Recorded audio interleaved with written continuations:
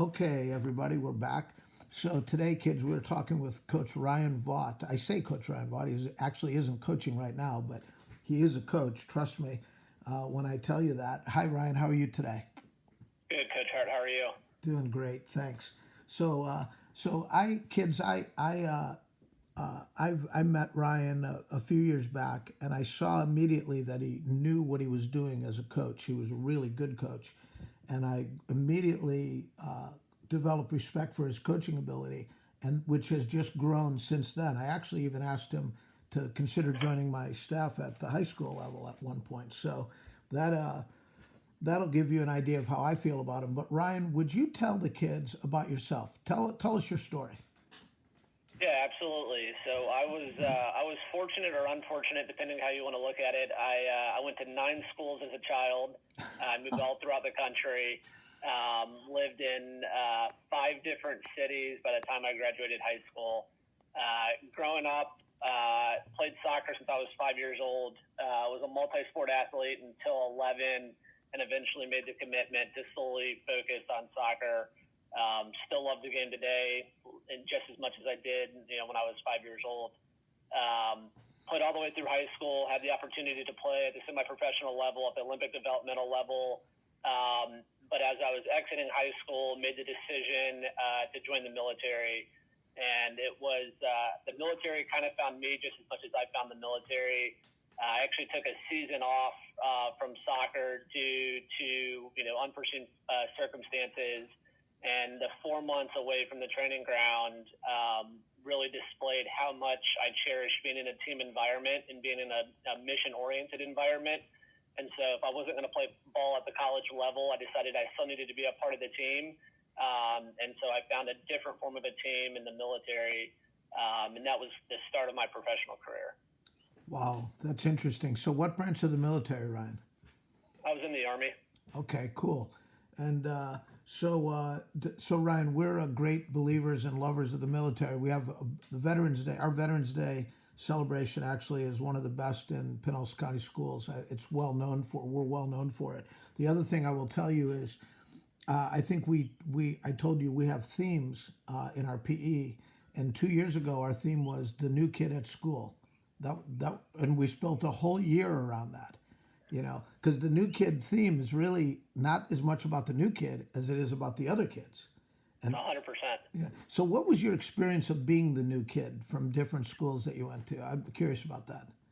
Yeah, so it's a balancing act. You had 2 different factors you faced. You had the be the new kid, move to a new school, not know anybody, and want to assimilate and make new friends. The flip side of that coin is, as the new kid, and with the desire to meet new friends, you had the peer pressure of maybe making bad decisions just to fit in and become, a member of the group. So it was that balancing act of assimilating while, still resting on your ethics and your morals to make the right decision. So anybody who tells you it was easy, I disagree. Well, since most people are only going to do something like this one time, much less 5 times, do you have any advice for kids that have to move anytime soon? Yeah, I would tell you, be honest, be true. Don't change who you are as a human being to impress somebody else. Um, I've always joked, there's 7 billion people in the world. You don't have to be friends with every one of them. So stay true to who you are. Stay true to your family's ethics and morals. Your parents, have taught you lessons, even if you don't realize it as a kid. So think of your grandma sitting on your shoulder. If she's not going to agree with the decision you're making at that point in time, you probably shouldn't do it. That's good advice. That's a good useful. That's a good useful tool to use. Now, Ryan, you're in business these days. Is that right? Correct. So I'm a commercial real estate consultant. In layman terms, that means I buy and sell large commercial buildings, warehouses. Okay. Good. Great. Awesome. So, what kind of a kid were you when you were 9, 10, 11 years old? Yeah, if you ask my mother, she probably still has nightmares of how I was at 10 years old. I was a fighter, and I mean that not from a literal sense that I was balling up my fists and getting into fist fights, but I was just a competitor. I wanted to win. Since I was a toddler, I was all about competing. It doesn't matter if it was my sister and I rushing to see who could brush our teeth the fastest, or a soccer game, or getting the best grade on a test. I look at every aspect of life as a mini game. So even as a 9, 10, or 11-year-old kid, I just wanted to compete. Awesome. We recognize those kids there. We've got a lot of really really great ones in PE class. So if they can grow up to follow your path, that'd be awesome. Do you remember PE class when you were younger? I do. It's funny looking back, 20 years ago now.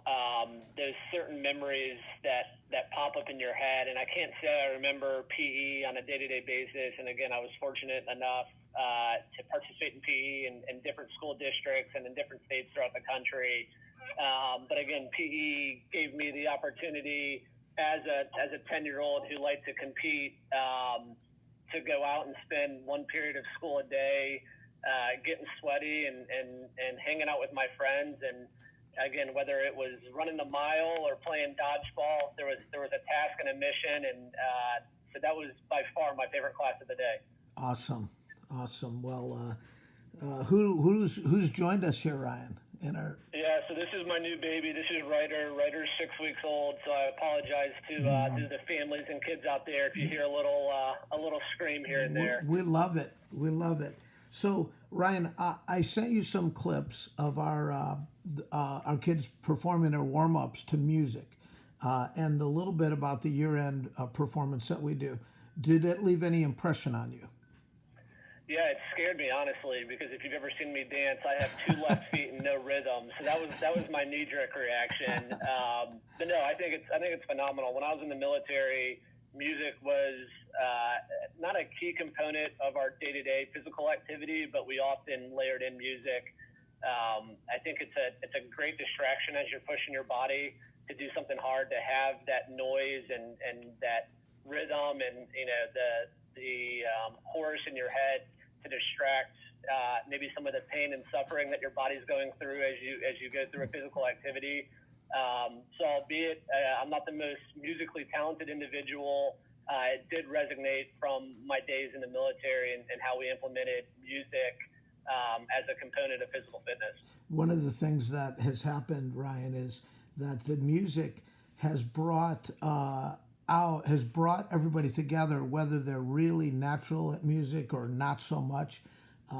We try to make those dance steps such that they're doable, even by kids that are not coordinated. And of course, it takes a while to get there, but we do always get there. It's pretty fun, and I love the comparison to the military because I do see that. We actually did some exercising a couple of years ago to a Marine Corps cadence that was being called out by a guy who was leading Marine Corps guys through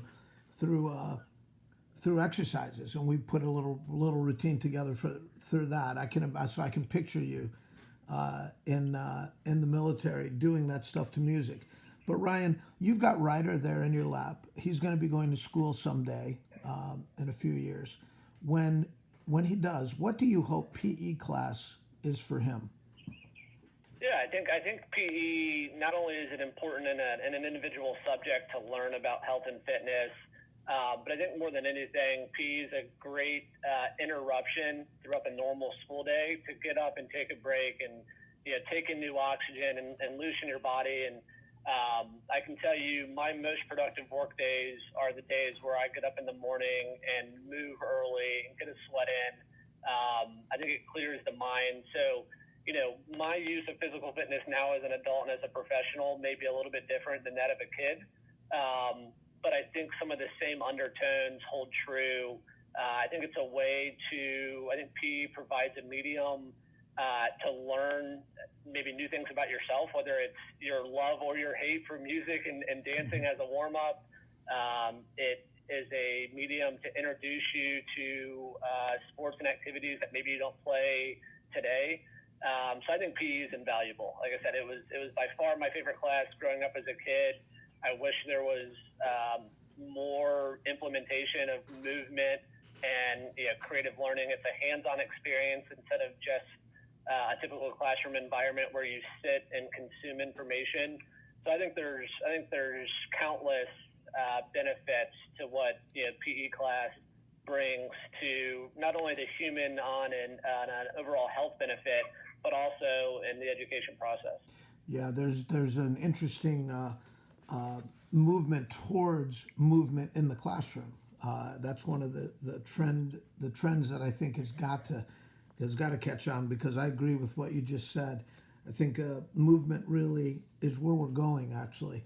But Ryan, be looking at our interview today, there are going to be some kids that want to become teachers, that want to become coaches, or leaders of various kinds, but specifically coaches and teachers. Do you have any advice for them if that's the direction they're headed in? What should they be thinking about? Yeah, there's two lessons that either I was told or I learned just through self-exploration. The first thing is you have 2 ears and 1 mouth. Use them in that ratio, meaning listen more than you talk. I think whether you're sitting in a boardroom with executives that I have the opportunity to do now as a professional, or whether you're a PE coach or a teacher, I think the people around you tell you more than you realize they tell you. And what you can learn by just shutting your mouth and listening is a great learning experience. It's a great developmental experience. So again, you have 2 ears, 1 mouth. Use them in that ratio would be the first lesson. The second lesson is something that really occurred and developed in me during my time in the military, and that is have the capability to lead from the front, but be humble enough to lead from the rear. So at any point in time, when I was an officer in the military, I wanted to have the mental aptitude to be able to make a decision and accomplish a task in front of me. I wanted to have the physical ability. If we were in, a physical situation where I could carry anything on my back, I could be the fastest runner up front.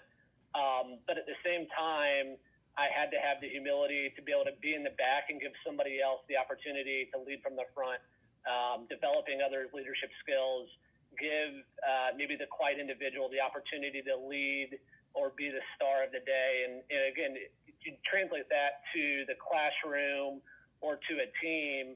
I think students, in my opinion, and young kids, there's leaders out there who may not be the loudest in the classroom or the loudest on the ball field, who can bring value to an organization. And if they're never given the opportunity to lead, because the all-star is always up there talking and being the fastest kid, it doesn't provide the opportunity for maybe the introvert. So have the capability to lead, but have the capability to lead from the front, but the humility to lead from the rear. Boy, Ryan, now I know for sure why we wanted to talk to you today, because that's golden wisdom. And if you don't mind, I'm going to borrow those things, especially the 2 ears and 1 mouth. I really like that. That's smart. And the capability to lead from the front and rear, that's something we are on already, but I really like this one that you gave. So, and I'll give you credit, okay? But Ryan, thank you so much for joining us. Really appreciate it. And absolutely, Coach Harte, great seeing you. Kids, good luck in the upcoming school year. Good luck this summer.